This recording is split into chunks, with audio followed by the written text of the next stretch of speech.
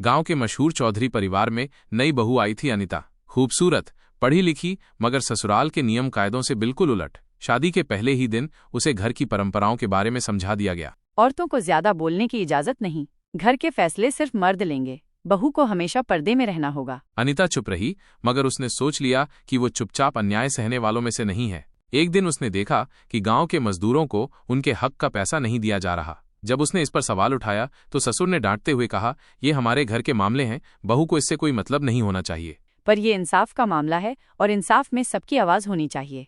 धीरे धीरे अनिता की हिम्मत और सच्चाई पूरे गांव में चर्चा का विषय बन गई। लोग उसे सम्मान देने लगे और औरतें उससे प्रेरित होकर अपनी आवाज उठाने लगीं।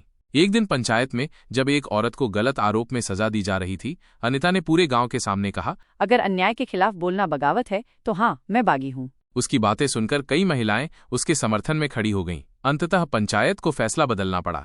धीरे धीरे ससुराल वालों को भी एहसास हुआ कि अनिता गलत नहीं थी। उसकी सास, जो कभी उसे चुप रहने की हिदायत देती थी, अब खुद उसका समर्थन करने लगी। गांव की औरतों को हक दिलाने वाली लड़ाकू बहू अब सिर्फ एक घर की नहीं, पूरे गांव की बहू बन चुकी थी। सीख, सही के लिए आवाज उठाना कमजोरी नहीं, असली ताकत होती है।